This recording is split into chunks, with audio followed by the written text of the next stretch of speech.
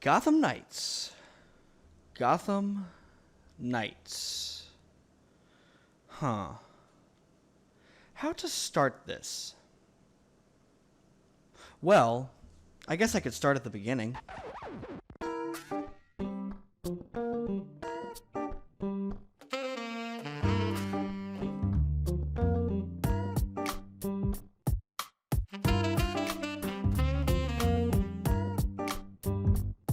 I remember when the first trailer for this game dropped at DC Fandom 2020, and I remember disappointingly saying, oh yay, another Batman game.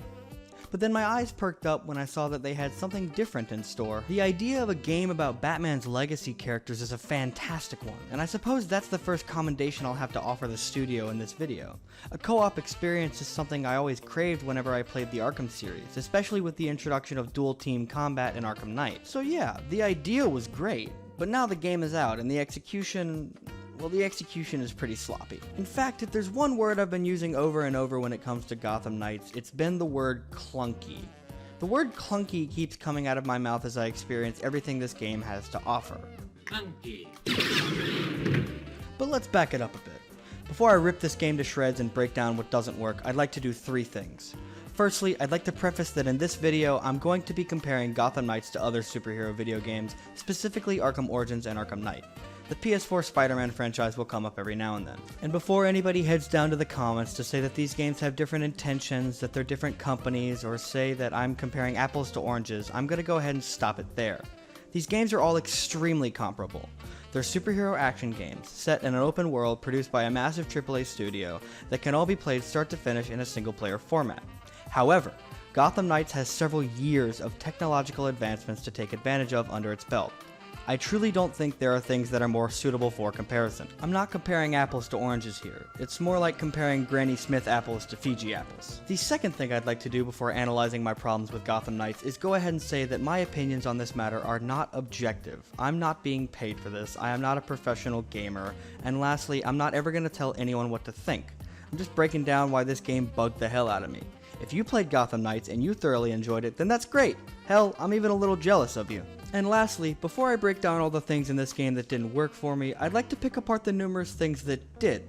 Because there are good things in this game, it does have a lot to offer, but sometimes it's just hard to find the good stuff when there's so much bad. But that doesn't mean we shouldn't look for it. Let's get started.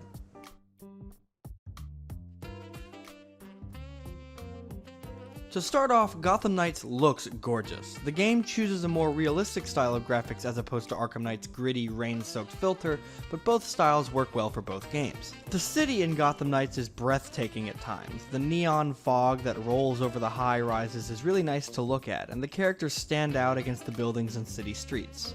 Honestly, I may prefer this new version of Gotham to the one in Arkham Knight. In Knight, the city feels like it's a giant racetrack for a giant tank, because, well, it is. But the Gotham Knights version of Gotham feels like a real city that you could actually live in. I also like the character designs for the most part. Everyone except for Robin has a great base costume, and everyone except for Red Hood looks great when they're out of their costumes. Seriously though, why did they make him look like this? Also, some of the suits look really great in this game. The customization allows you to make some really unique looking outfits, but also some of the pre-rendered suits really look pretty. I'm particularly fond of the Jim Lee designed suits, especially the one for Robin. I appreciate the different vibe that each character has, like playing as Robin feels extremely different from playing as Red Hood. And maybe that's the bare minimum in a game, but still. And really, the game is filled with tiny details that make me smile. There are some great character interactions in the Belfry that help with the characterization of each member of the Bat family. Alfred, surprisingly, has the best cutscenes in the game. That is some wild shit. I knew you'd been in it, but damn, Alfred. After my last tour, I chose to come to Gotham. That path led me to a life I'd never imagined. Tech-powered street gangs, secret societies, heroes in capes. Sounds so ridiculous when you say it out loud. I thought I was done with war. All I did was trade one for another.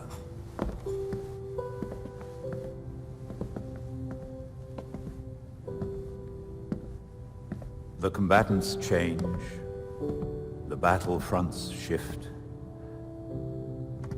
but the costs still add up. Yeah. We both have the scars to show for it.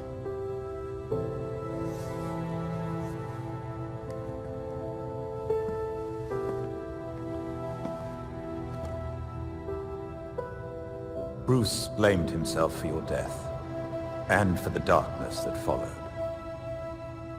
But even in the worst of times, we saw that you had the potential to emerge as a better man.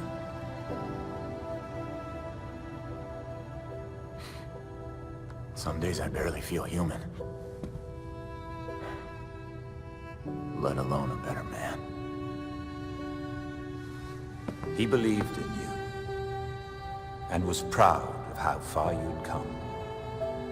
Especially after everything you've been through.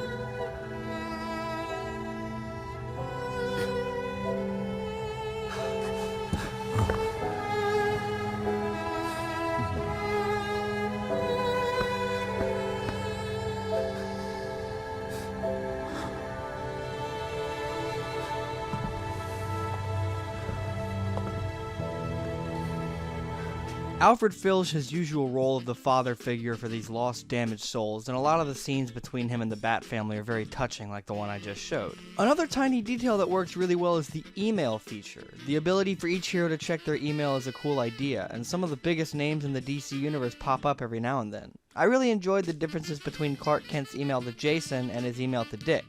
You can see that he's trying to connect with both of them in very different ways. Lastly, the audio logs left behind by Batman that the player can collect are the only decent collectibles in the game. When you listen to Batman's monologue, not only can you hear the voice actor for Bruce age throughout the years, but you get a lot of segments that demonstrate that these writers have a very clear understanding of who Batman is, and what makes him special. So yeah, all of these details really make me happy, but they also make me sad. Because buried under all the mess, these are the things that tell me that somewhere in here, there's a great game. The developers had a bunch of great ideas, but the execution is extremely flawed, and now, well, now let's get into that.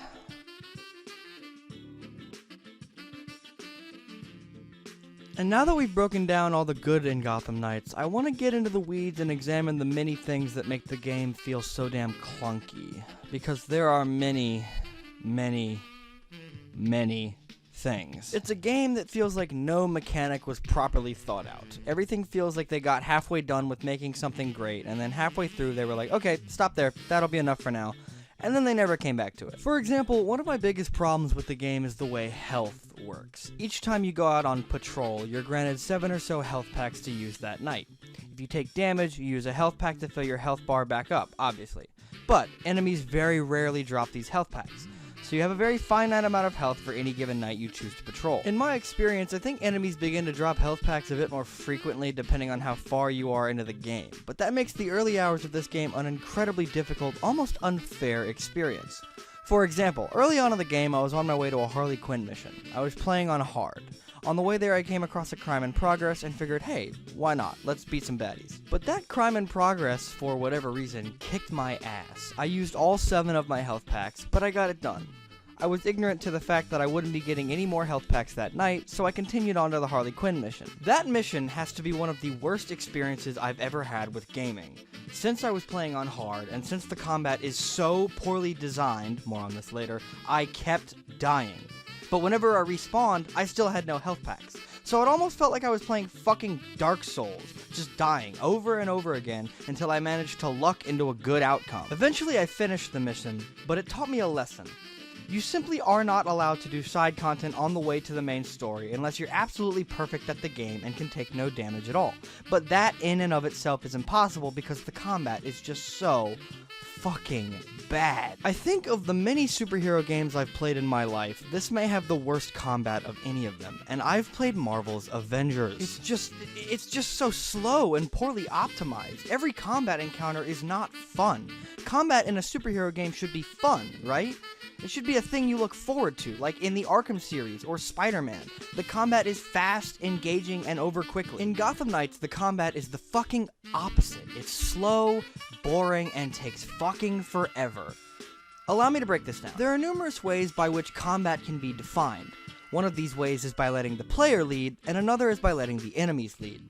In games like the Arkham series and Spider-Man, the player sets the pace. Each combat encounter, the player is allowed the freedom to approach an encounter however they choose. In games like Elden Ring or Doom Eternal, the enemies set the pace.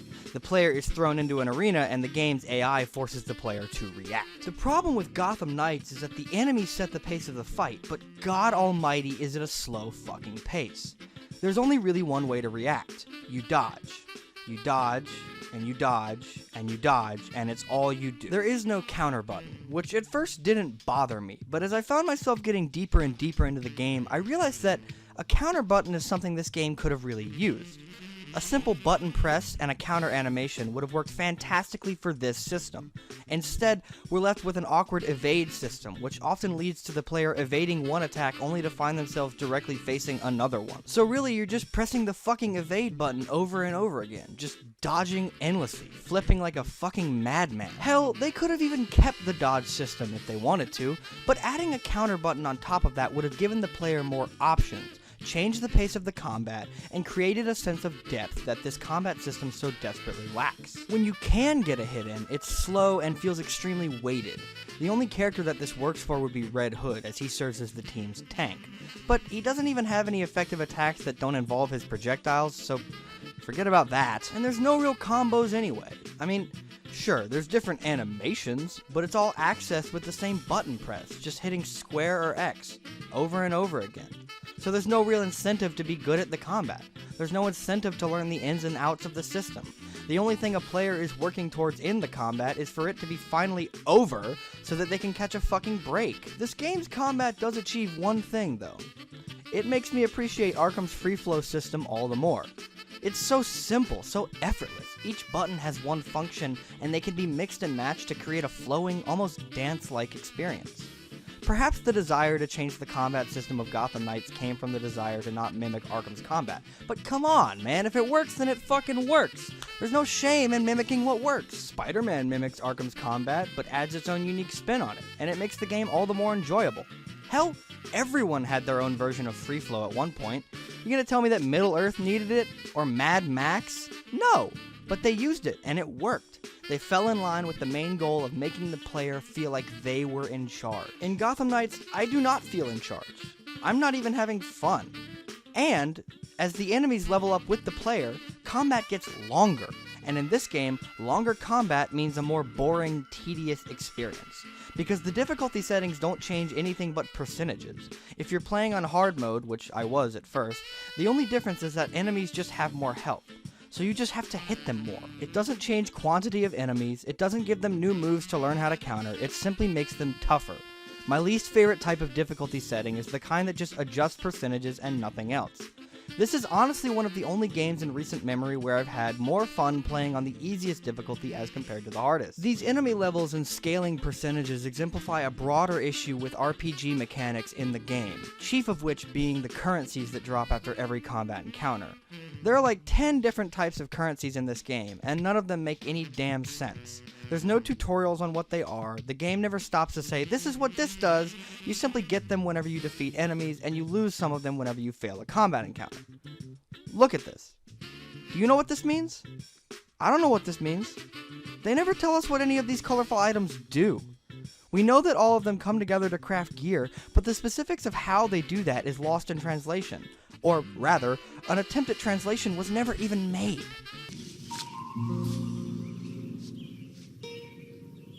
What the fuck is this piece of shit? The big problem with Gotham Knights is that it just feels like a fucking chore. I don't feel rewarded or even engaged playing this video game. I feel like I'm given a list of tasks to accomplish, and I simply must roll up my sleeves, grit my teeth, and get to work. This really comes out in the story progression of the game. The way mini missions work is you'll be forced to stop progressing in the story so that you can head out into the open world and grind the side content. This, to me, feels like a way to compensate for a shorter story. Cause, you know, why give the game more missions when you can just stop the main story and give the player shit to grind out before they can see another cutscene? Speaking of grinding, Oh my god, why the fuck are the main traversal abilities locked behind an unlockable skill tree? For anyone who's confused, each playable character has a traversal ability that can be unlocked after the player grinds out specific tasks in the open world. Nightwing has a glider, Robin can teleport, Batgirl can glide, and Red Hood has his mystical leap.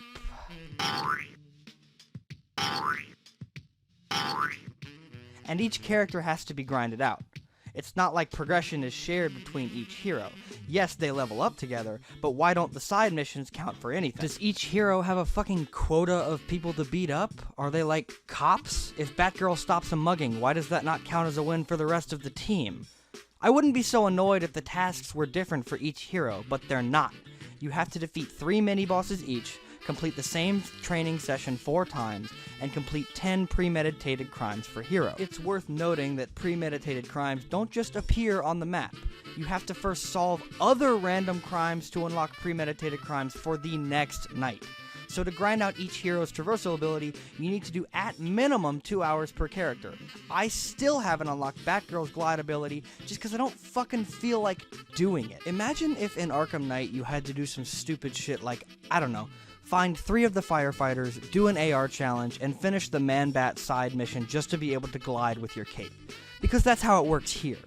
This leads to an intense break in immersion when it comes to actually being a vigilante. You find yourself prioritizing certain crimes over others. For instance, early on in the game, I came across a mugging. The guy getting mugged was getting the shit beat out of him. However, his mugger did not belong to the correct faction that I needed to unlock the next story mission. So I let him get mugged, because I didn't feel like doing a combat encounter that had no rewards. And until you unlock the traversal abilities, you're forced to use the bat cycle, because running to wherever you're going would take about 2 hours. But the bat cycle isn't fun either. It has no weight to it whatsoever. It goes at 1 speed, you can't boost, you can drift, but every time you try to, you'll run into a fucking car and bounce off of it and lose all of your momentum. And I'm honestly surprised there are even cars in this fucking game. I know earlier I gave them credit for making a city that feels like it could be lived in, but fuck me if this version of Gotham doesn't have a population of like 800 people. The city feels dead, empty, boring. Yes, there are civilians walking around, but my god, they all look the same and recycle the same 10 voice lines. It's like I'm playing Lego Batman 2. But this works for Lego games, because there's an intentional disconnect. Walking around Lego's version of Gotham, I can believe that this is what this city is like, because, you know, look at it. Look at this guy. He's a Lego guy. When he does something goofy, I don't question it. Gotham Knights is not Lego. Gotham Knights wants me to believe that this is a real city, but if the people don't feel real, or even worse, if they're not present, then it's not believable in the slightest. And there are many other issues that I haven't even touched on yet. I could go into great detail about the repetitive nature of the mission design and how no mission really stands out. I could talk about the weird sound design decisions and how most of the game's sound effects have no real impact and sound like tissue paper bouncing off of a wall. I could bring up the terrible characterization of Tim Drake and Jason Todd and how they're both reduced to stereotypes because the writers had no clue what to do with them in the story. Or maybe I could complain about the gear system and how oftentimes you're not able to use a suit that you want to use simply because it has bad stats. But honestly, I don't know if I want to anymore. I've already bashed on this game enough, and it's just tiring. If everything I've said so far hasn't convinced you that this game isn't worth buying, then I encourage you to try it yourself. Because you'll either realize that I'm right and that this is a pretty piss-poor video game, or you'll enjoy it. And either way, that's a win in my book. So, yeah, the title of the video is Gotham Knights Makes Me Sad. It was either that or The Good, the Bad, and the Clunky. But why does this game make me so sad? Because I've played bad games before, and they don't make me sad, they honestly tend to frustrate me more than anything. But there's something about the potential that this game had that just bums me the hell out. This could have been the next Arkham Knight. Warner Bros. Montreal could have used this as an opportunity to climb the ranks and join Rocksteady and Insomniac as great superhero game devs. But the corporatization and poor design just hold this game back, and in a few years, it'll probably be forgotten. But maybe people can use this. Maybe Gotham Knights can serve as a beacon of how not to do a superhero game. Maybe future devs can listen to the critics and also listen to the fans, and maybe they can take the best parts of this game and put it into something else. Like that fucking Green Lantern game I've been campaigning for the last 8 years. Who knows? Perhaps Gotham Knights will end up doing more good than we can account for right now. I guess we'll just have to wait and see.